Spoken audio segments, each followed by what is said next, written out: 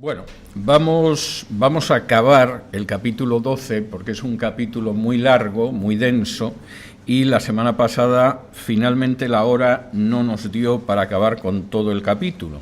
Pablo empezaba en ese capítulo 12 hablando de los dones, hablaba de cómo esos dones del Espíritu derivan de las tres personas de la Trinidad, iba mostrando cómo lo que podíamos denominar la estructura de la Iglesia no es un principio jerárquico, tampoco es un principio democrático, es un principio orgánico, de cuerpo, en el cual cada persona es un miembro y todos los miembros se sirven los unos a los otros y no tienen la sensación de que son inferiores porque no son determinado miembro o que no son superiores o son superiores porque son otro miembro. Y en ese sentido, al final Pablo saca incluso consecuencias de convivencia dentro de la congregación.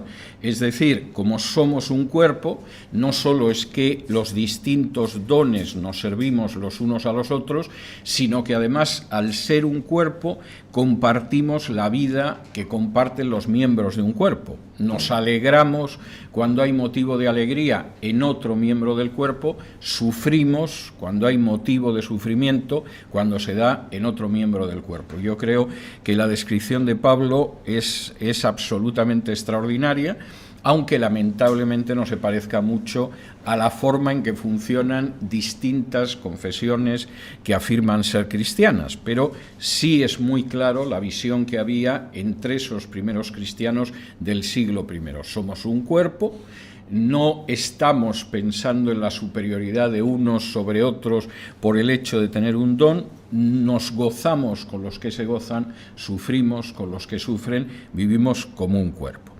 En este capítulo todavía Pablo va a hacer una nueva referencia a los dones para insistir en ese aspecto y dice en el versículo 27, vosotros pues sois el cuerpo de Cristo y miembros cada uno en particular. Y Dios ha puesto en la Iglesia a la gente con una serie de dones. Pablo aquí menciona 7 más 1. Ustedes recuerdan que yo ocasionalmente me refiero a cómo en la estructura de la enseñanza en la Biblia muchas veces cuando se hace una enumeración se hace de acuerdo a cierta simbología de número. El que sean 7 más 1, el que sea 8, da la idea de que aunque no mencione todos los dones de manera exhaustiva, lo que dice aplica a todos los dones. Y entonces esos dones no es algo que se adquiere por deseo propio, no es algo que se consigue en un seminario, sino que es algo que depende de que Dios los ponga en la Iglesia, lo cual es enormemente importante.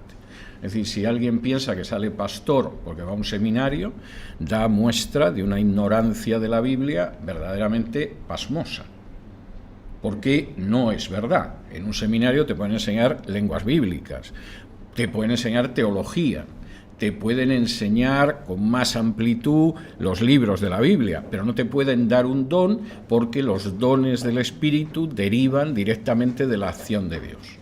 Y quien dice pastor podría decir cualquier otro. Y como dice un dicho latino-español, quod natura non dat salmantica non prestat, es decir, lo que no te da la naturaleza, en este caso habría que decir el Espíritu Santo, no te lo da una universidad.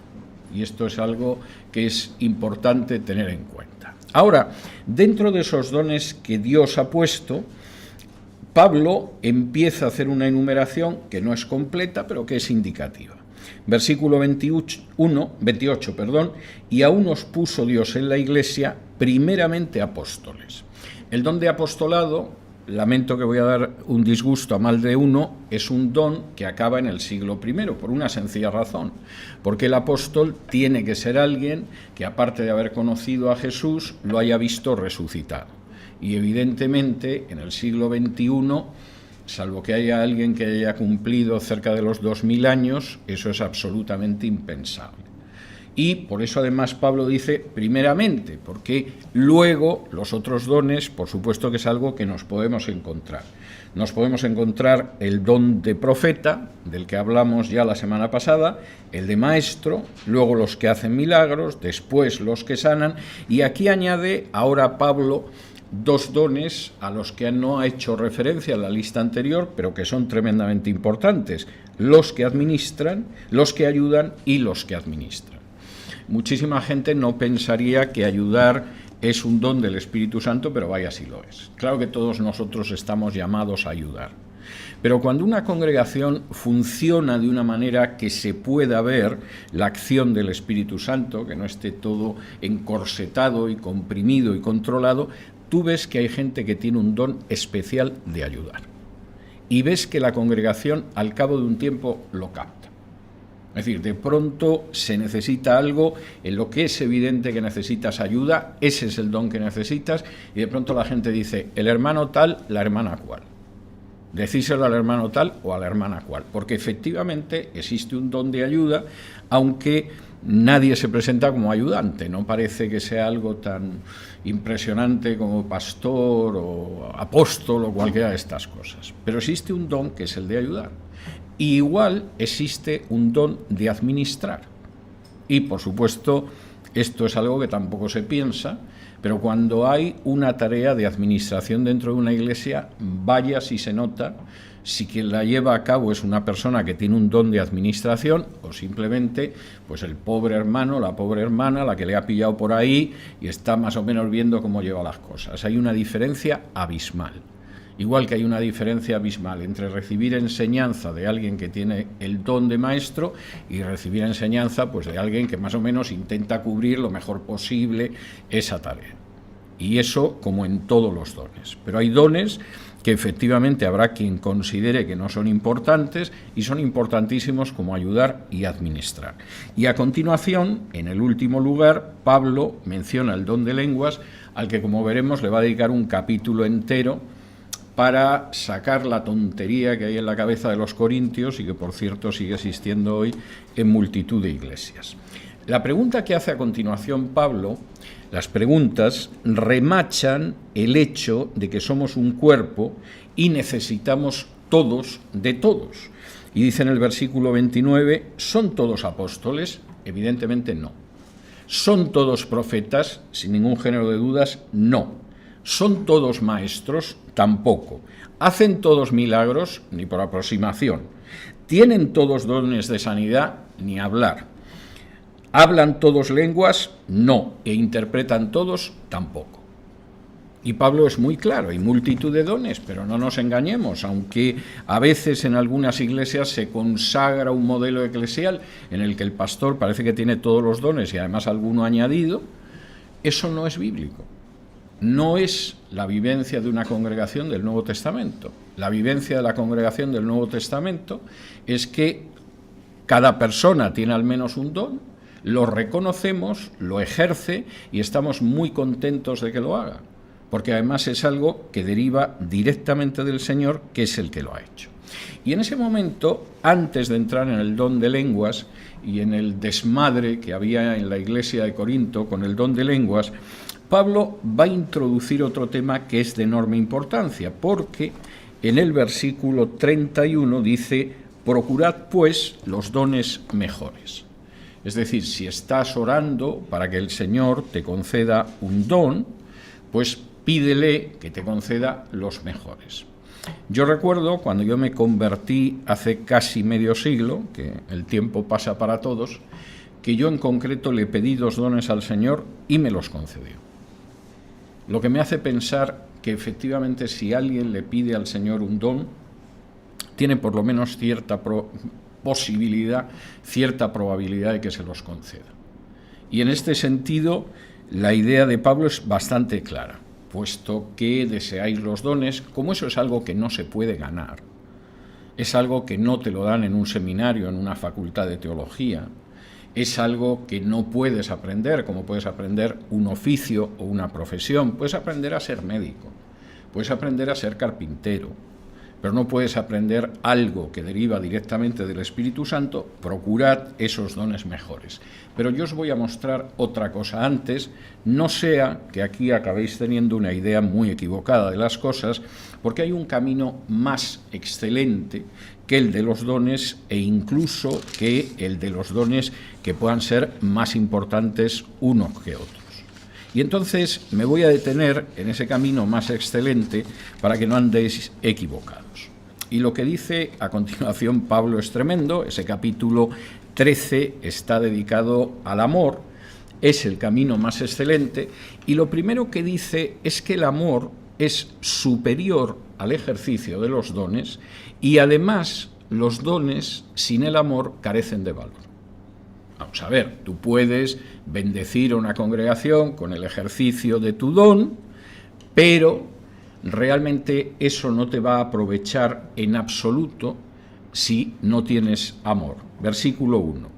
Si yo hablase lenguas humanas y angélicas y no tengo amor, vengo a ser como metal que resuena o címbalo que retiñe. La expresión es durísima. Lo que pasa es que la hemos oído tantas veces que sobre todo la vemos poética, pero es durísima. Vamos a suponer que entre los dones que me ha dado el Espíritu Santo está el de hablar con lenguas que no solo son lenguas humanas, sino lenguas de ángeles. Pues si no tengo amor, es igual que si agarro un trozo de bronce y empiezo a darle palos y suena clon, clon, clon, o si agarro un címbalo y empiezo a pegarle al címbalo y se oye el ruido del címbalo. Es decir, es un simple ruido sin valor. Si hay alguien que interpreta las lenguas y tal, puede que tenga un valor de edificación para la iglesia, pero para mí es exactamente igual que si agarro un trozo de metal y me pongo a darle porrazos y suena. Si en mí no existe ese amor. Segundo, es superior a otros dones también que vayan más allá del don de lenguas. Por ejemplo, versículo 2, y si tuviese profecía y entendiese todos los misterios y toda ciencia, y si tuviese toda la fe de tal manera que trasladase los montes y no tengo amor, nada soy. Supongamos que además el don que uno tiene es un don especialmente sobresaliente, maravilloso. Vamos a suponer que tengo un don de profecía, el Señor me permite ver la realidad que me rodea como Él la ve, no como la cuenta la televisión, que suele ser muy distinta. Supongamos que el don que yo tengo es que todos los misterios y todo el conocimiento efectivamente estuviera al alcance de la mano porque el Señor me lo ha dado. Supongamos que incluso contara con una fe suficiente como para hacer que las montañas se cambiaran de sitio. Si no tengo amor, nada soy. La afirmación es tremenda, pero es así. ¿Por qué? Porque en última instancia el don es algo que nos ha dado Dios, no es una cualidad nuestra. No deriva de que nosotros nos esforcemos en tocar bien el violín. Si tú tienes una cierta dote musical y le pegas al violín o al piano, a la guitarra, dale que te pego, pues efectivamente llega un momento en que puedes ser absolutamente un virtuoso de ese instrumento musical, pero los dones no son eso. Es algo que el Señor te da y que está contigo de la misma manera que el color de tu piel o el color de tus ojos o tu complexión física, no depende de ti. Cuando tú vas a nacer no decides que vas a nacer rubito o con los ojos claros, que está mejor y además vas a ser esbelto. Naces como naces, como te viene. Y con los dones pasa igual. Y si tienes incluso los dones más maravillosos, si realmente no tienes amor, eres nada. Porque el don no es tuyo, es algo que te ha sido dado. Es como cuando te dan un automóvil. No es que tú corras más. No, es que vas en un vehículo que te han dado y que te permite correr. Sal del automóvil y te pones a correr y eres nada. Y Pablo es muy claro. Puedes tener los dones más excelentes y si no tienes amor, no hay nada. Es más, el amor es incluso superior a las acciones más heroicas y más extremas. Versículo 3. Y si repartiese todos mis bienes para dar de comer a los pobres, y si entregase mi cuerpo para ser quemado y no tengo amor, de nada me sirve. Yo creo que es una de esas grandes sorpresas que te llevas cuando eres joven e indocumentado e inexperto. He conocido a mucha gente que se dedicaba a tareas humanitarias y que incluso había creado organizaciones de carácter humanitario. Y de pronto descubres que aquellos que reciben la acción humanitaria le importan un pimiento, que muchas veces la organización humanitaria es una manera, a veces muy próspera, de ganarse la vida, y que como le pilles en un mal día, echa pestes de aquellos que reciben la acción humanitaria. Podría dar infinidad de ejemplos que he conocido, pero en fin, tampoco es cuestión de dejar en mal lugar a gente que a veces ha conseguido una visión de los demás absolutamente falsa, pero muy positiva.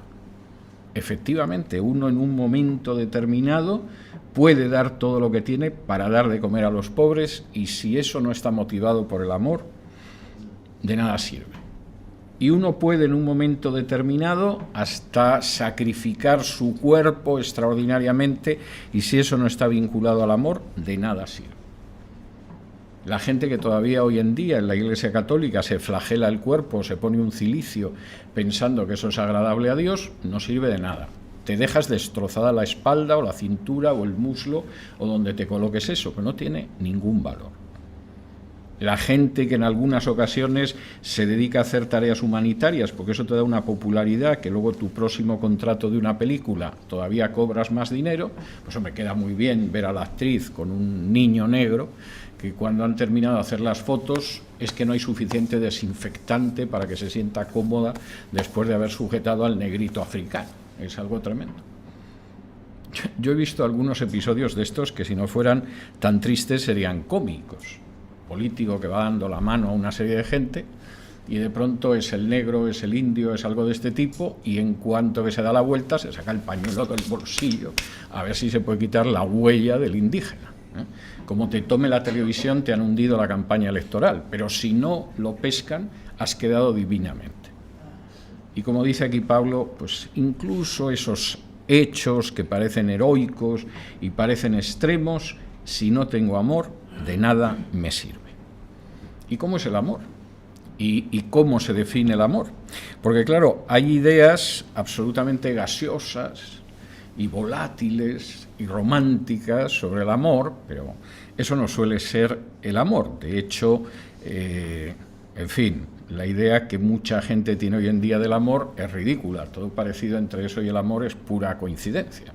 Es decir, de pronto se produce un flash, te parece que amas enormemente a un chico o a una chica, procuras acostarte con él o con ella cuanto antes, porque estas cosas del amor hay que consumarlas, y al cabo de 2 semanas no lo aguantas a él o no lo aguantas a ella. No, a veces puede que dure 6 meses. Pero en cualquiera de los casos eso no es amor, aunque mucha gente piense que lo es.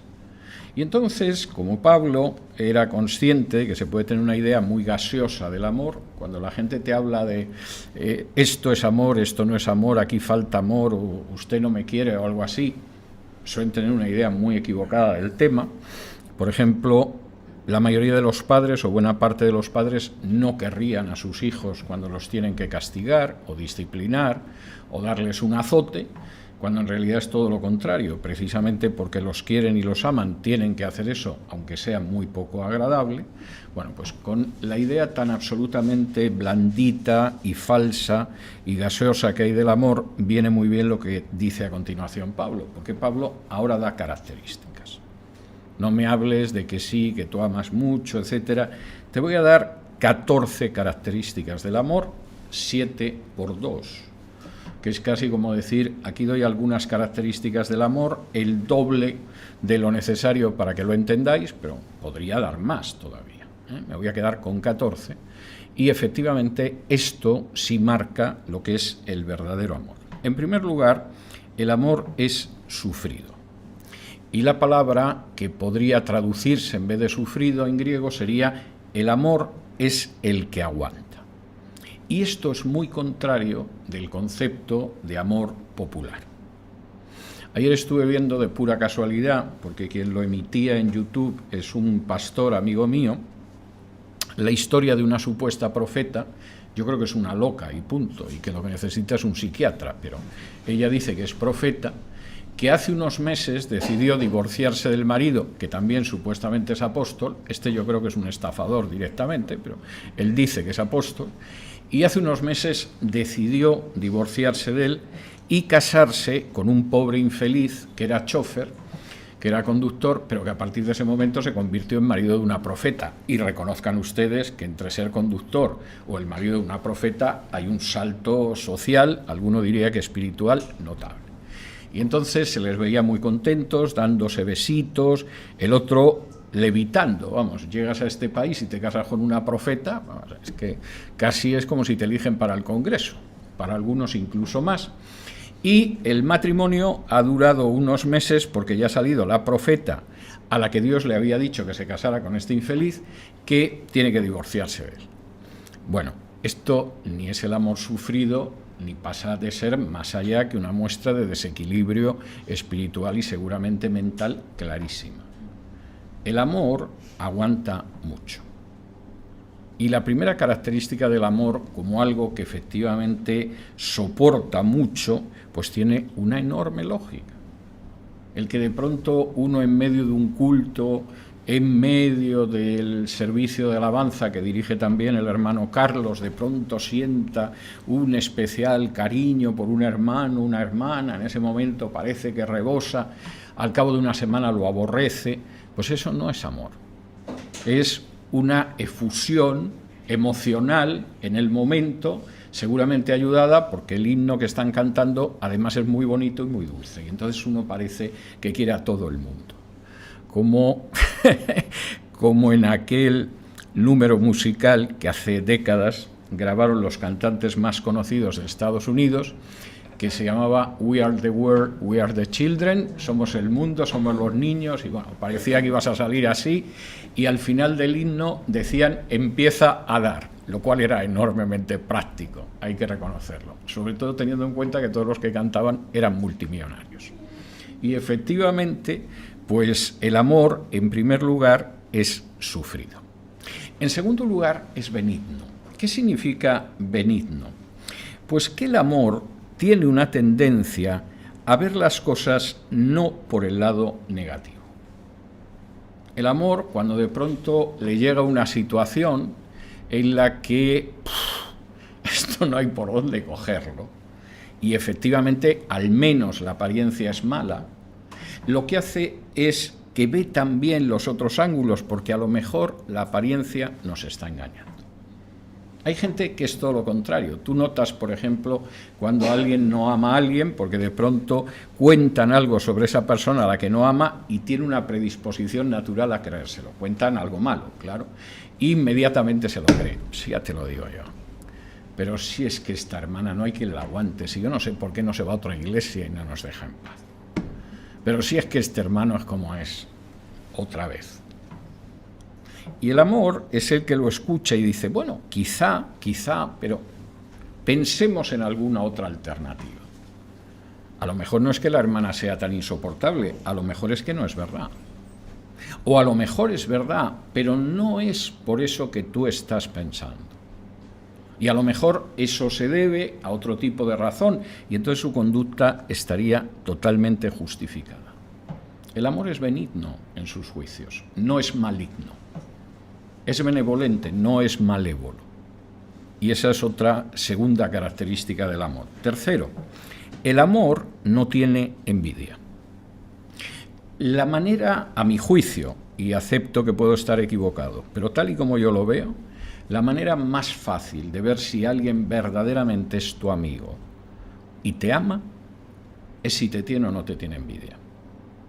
Tú llegas a una persona que crees que es tu amigo, le das una buena noticia sobre ti y ves que le sienta como una patada en el estómago. Esa persona no es tu amigo y esa persona no te ama, porque te envidia. Y de pronto tú llegas y le dices, he podido comprar la moto, que llevaba ahorrando 2 años la moto. Si te tiene envidia, qué bien, porque llevabas 2 años, ¿no?, detrás de ello. Y vas a tener cuidado, ¿no?, porque sabes que hay muchos accidentes de moto. Y te das cuenta de que le has dado el disgusto de la tarde. Y por el contrario, el amigo pues te dice, cuánto me alegro, porque hay que ver las horas de sudor que le has echado a la moto, pero ya tienes la moto. Ten cuidado, no. Esa persona no te tiene envidia. El amor no tiene envidia.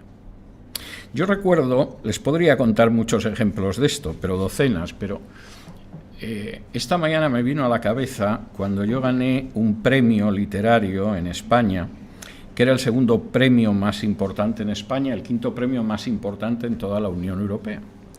Y entonces, cuando me anunciaron que había ganado el premio, en una cena del premio, llamé a 2 o 3 personas cercanas. Una de ellas le anuncié que había ganado el premio y reaccionó que casi parecía que le había llamado para decirte: se te ha muerto la madre. Es decir, se llevó un disgusto, realmente. Y era una persona muy cercana a mí. Y recuerdo otra que llamé y le dije: he ganado el premio, y al otro lado se oyó: ¡ay, Dios mío, gracias! Yo dije, esta persona ha estado hincada de rodillas rezando para que me dieran el premio, porque es que parece que se lo han dado a ella en vez de dármelo a mí. El amor no tiene envidia. Y cuando vean a alguien que tiene envidia, que reacciona con envidia, esa persona no los quiere. Y desde luego no son amigos de ustedes. Cuarto, el amor no se jacta. El amor no presume ni es jactancioso, porque la jactancia, y eso lo sabe la gente que ama, a veces hace daño a los demás. A veces podemos tener una situación de cómo nos van las cosas y, sin embargo, no somos jactanciosos con ella porque sabemos que hay gente a la que a lo mejor, a lo peor más bien, les puede hacer daño. Uno de pronto ha salido de unas pruebas médicas estupendamente, hombre, está contento, lo comunica, pero no es jactancioso con su estado de salud, porque quizá la persona que lo está oyendo tiene un familiar muy enfermo, él está muy enfermo, o tiene algún miembro de la familia que se va a morir en poco tiempo. El amor no se jacta. Comunica lo bueno, espera que la otra persona se alegre, si Dios quiere, pero no es jactancioso. Y como dice la quinta razón, el amor tampoco se envanece. El amor no actúa de una manera vanidosa frente a los demás, no te recuerda lo bueno que soy, lo maravilloso que es mi camino, la manera en que estoy obteniendo cosas, porque el amor no se envanece. No actúa con vanidad delante de otros. Entre otras cosas porque la vanidad generalmente lo que quiere demostrar al otro es que eres superior que él. Entonces a veces no es que le digas me va de maravilla. Es que en muchos casos con decir me va de maravilla se entiende no como a ti, pobre desgraciado. De manera que esa es una conducta que el amor evita. Séptimo, y no es casual que esto aparezca en séptimo lugar, el amor no busca lo suyo. Si quieres ver cuándo una persona carece de amor, intenta ver qué es lo que busca en cualquier situación en la vida. Si está casada, por ejemplo, ¿qué busca? Lo suyo. Le importa un pimiento lo que le pase a su marido, a su mujer o a sus hijos. En primer lugar está lo suyo. Cuando está en decisiones de la Iglesia, ¿qué busca? Lo suyo. Es que ni finge que considera lo que esto pueda significar para los demás. Está lo suyo. Y cuando se mueve en esta vida y tiene que tomar decisiones, ¿qué busca? Lo suyo. Es todo lo contrario de la conducta del amor. El amor no busca lo suyo. El amor es esa esposa que de pronto tiene que tomar una decisión y dice, ¿cómo va a repercutir esto en mi marido y en los hijos? O un marido que tiene que tomar una decisión y en vez de pensar en primer lugar si voy a ganar más dinero, me voy a promocionar profesionalmente, dice, ¿y esto cómo le va a afectar a mi mujer y cómo les va a afectar a mis hijos? Y es la persona que en un momento determinado tiene que tomar una decisión en la Iglesia y no busca lo suyo, sino que dice, bueno, ¿y esto qué efecto va a tener sobre los hermanos? ¿Va a ser un efecto positivo o todavía me los va a fastidiar más de cómo están? Porque sí, posiblemente va a ser una nota más para que me envanezca o algo de ese tipo, pero en realidad, ¿esto qué resultado final va a tener sobre los hermanos? El amor no busca lo suyo. Y no es casual que Pablo lo sitúe en la séptima característica del amor. Y empezamos con la segunda lista de características del amor, que también son otras 7 y también acaban en una séptima para pensar. El amor no se irrita. Y esto en algunos casos resulta difícil porque hay situaciones verdaderamente irritantes, pero generalmente el amor no se irrita. Se puede apenar, se puede entristecer, se puede deprimir incluso, pero su reacción habitual no es la de irritarse. Noveno, el amor no guarda rencor tampoco. Y cuando uno realmente ha querido a una persona, ama a una persona, y se ha producido una situación en la que ha sido herido injustamente, el verdadero amor no guarda rencor. Yo recuerdo una persona que le habían hecho distintas faenas a lo largo de su vida y generalmente era una persona que acababa restaurando, si era posible, a la persona que le había hecho algo malo en su amistad.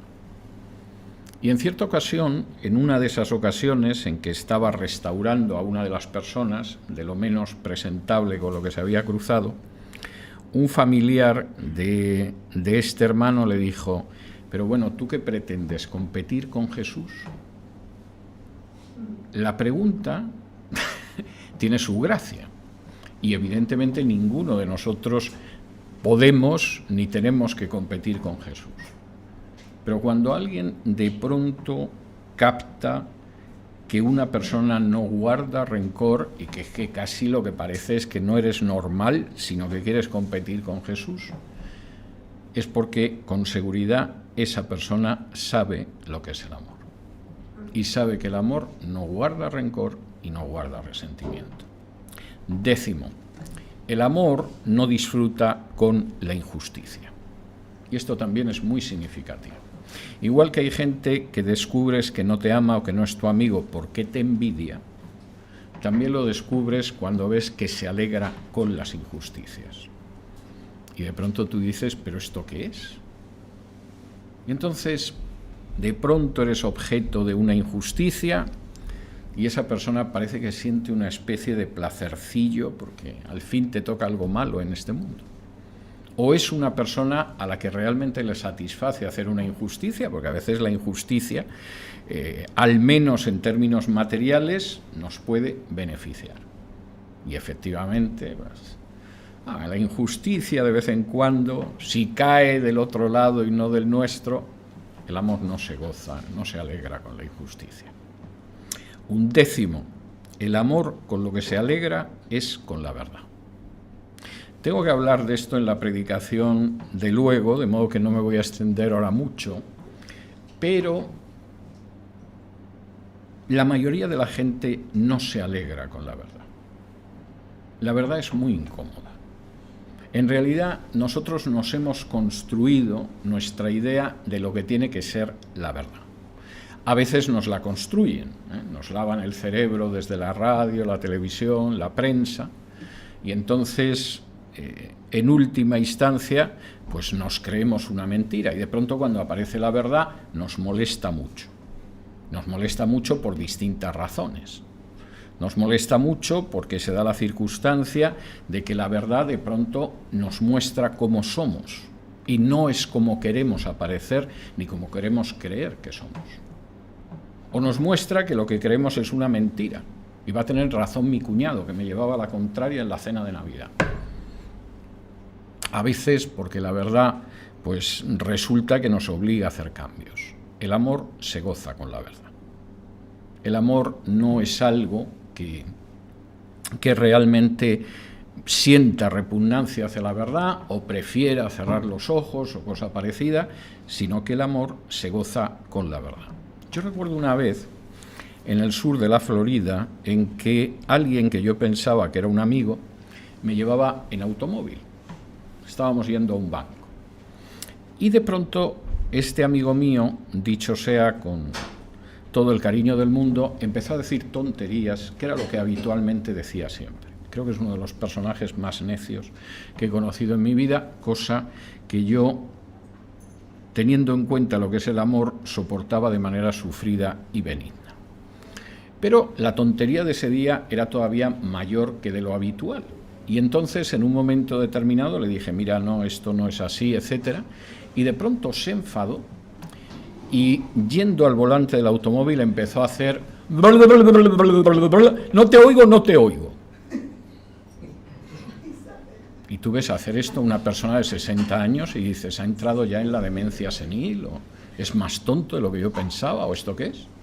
Y empezó a pisar el acelerador. Yo pensé que nos iba a estrellar. Y finalmente llegamos al lugar donde teníamos que ir y se bajó totalmente descompuesto. Y tú dices, pero vamos a ver, estás diciendo una tontería. Te razonan lo que es la realidad, deberías agradecerlo y a poco nos estrellas a los dos.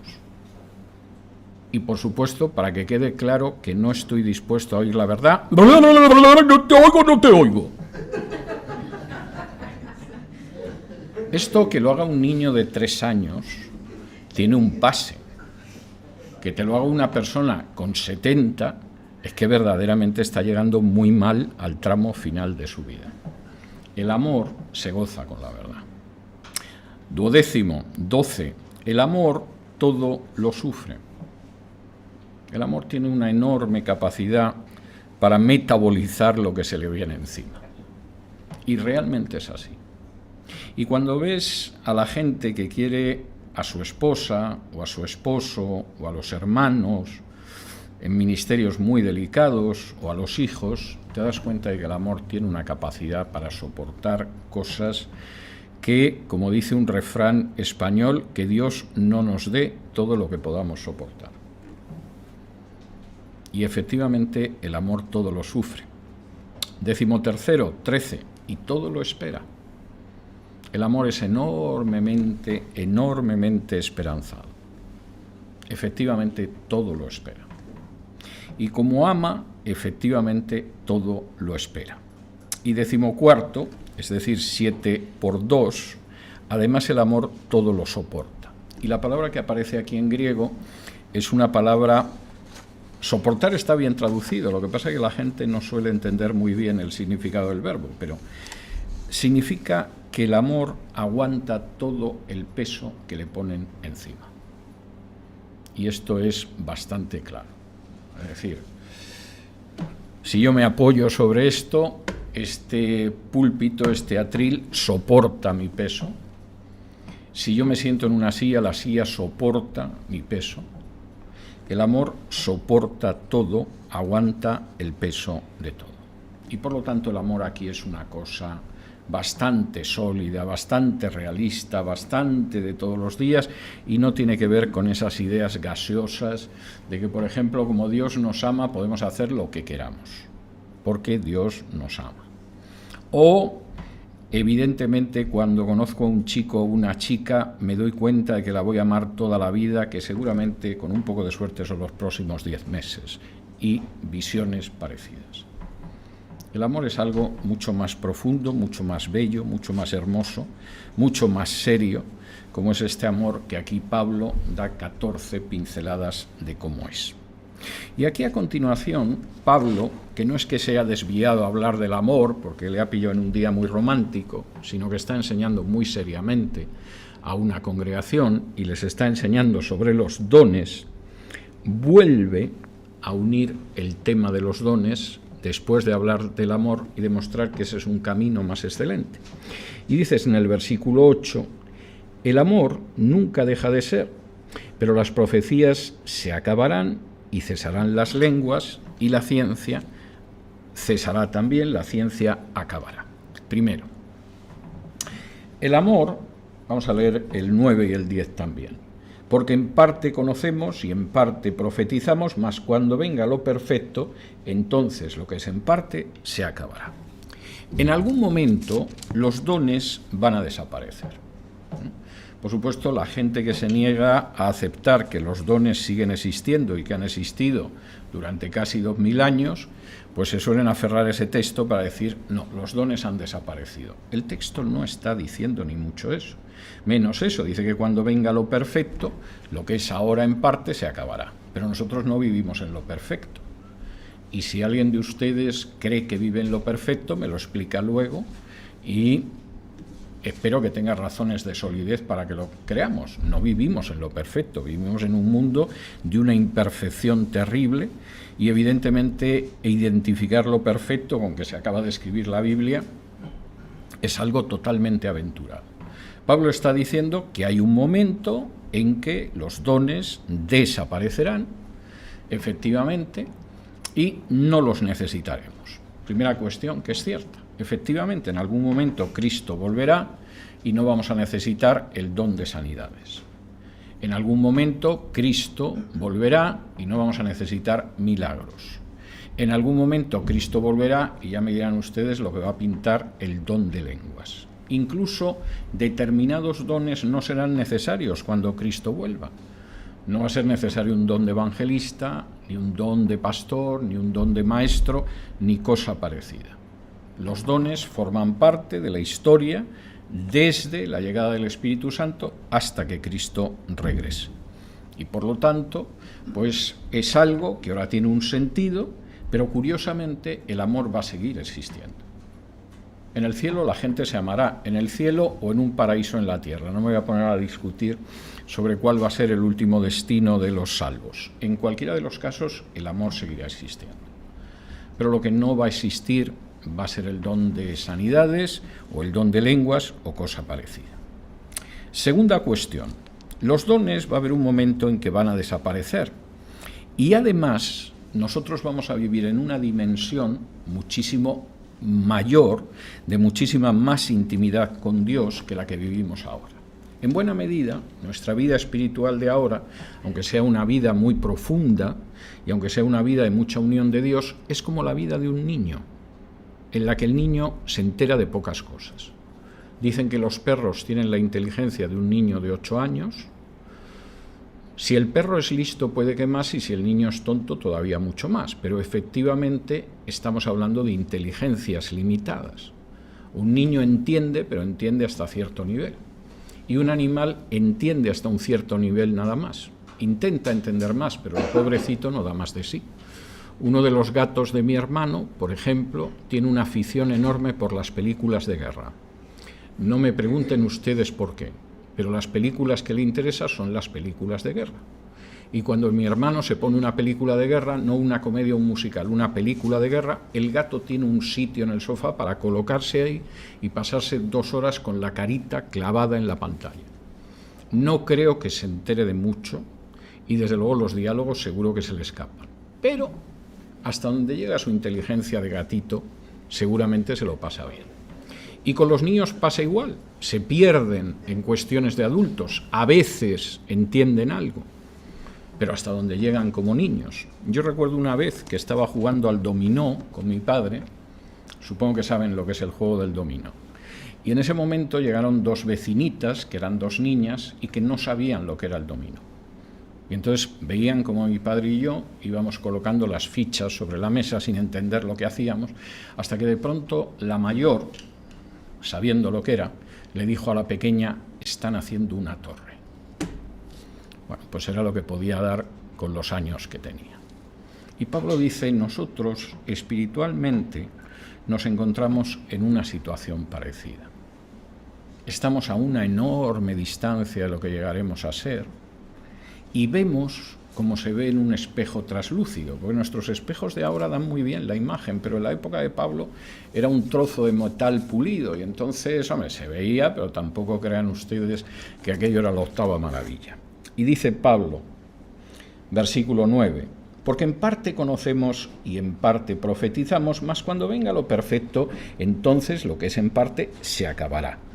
Cuando yo era niño, hablaba como niño, pensaba como niño, juzgaba como niño, mas cuando ya fui hombre, dejé lo que era de niño.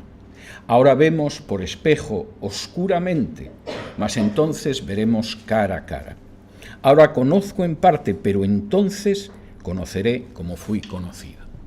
Vivimos en una época de la historia en que todo es muy limitado. Cuando éramos niños, hablábamos como niños. Entendíamos como niños, sabíamos como niños, y cuando de pronto te conviertes en un adulto dices, hay que ver la inocencia que tenía yo cuando era niño, porque las cosas no son así. Ahora vivimos espiritualmente de una manera que también es parcial. Vemos las cosas de Dios, pero como si fuera en un mal espejo del siglo I. Pero habrá un momento en que lo veremos cara a cara. Y también conocemos, pero conocemos solo en parte. Habrá un momento de la historia en que conoceremos a Dios como Él nos conoce a nosotros. Y Pablo dice ahora algo tremendamente lapidario. Los dones desaparecerán entonces, pero lo que permanece es la fe, la esperanza y el amor, estos tres, pero el mayor de ellos es el amor. Yo quiero mostraros un camino muchísimo mejor que el camino de los dones. Los dones son tremendamente importantes. Nos hacen vivir como cuerpo, tienen una enorme lógica dentro de nuestra vivencia espiritual. Si vais a pedirle a Dios por dones, pedirle por los dones más importantes, pero hay un camino más excelente que el de esos dones y es el camino del amor. Y el amor es todo esto. Y el amor va a perdurar. Los dones desaparecerán en algún momento de la historia, no los necesitaremos. Dejaremos de ver las cosas como en un espejo y de pronto veremos a Dios cara a cara, que es algo que a mí casi me sobrecoge más que me da alegría.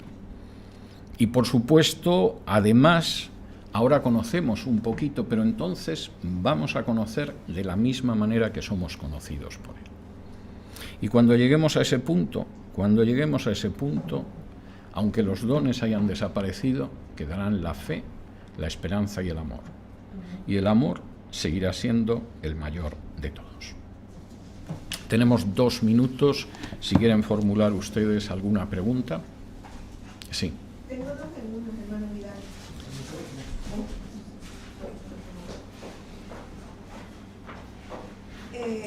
Tengo 2 preguntas, van conectadas. La primera es que Primera de Corintios 1:28 dice que Dios puso dones en la iglesia para la administración de su iglesia, que son 8. La primera pregunta es, ¿son solo esos los 8 dones? No. Además es que, claro, traté esto la semana pasada también.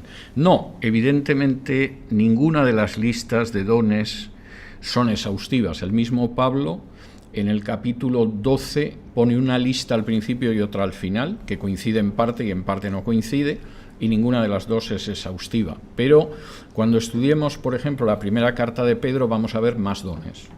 Y cuando estudiemos la de Efesios, más. Es decir, ninguna lista es exhaustiva. La segunda es, tengo la certeza de que la palabra es la que tiene que ser nuestra verdad, seguir. Y en Hechos 1, 27, 21, 22, dice cuál es el formato para ser un apóstol. Primero, haber vivido con Jesús, haber visto su bautizo y ser testigo de su ascensión.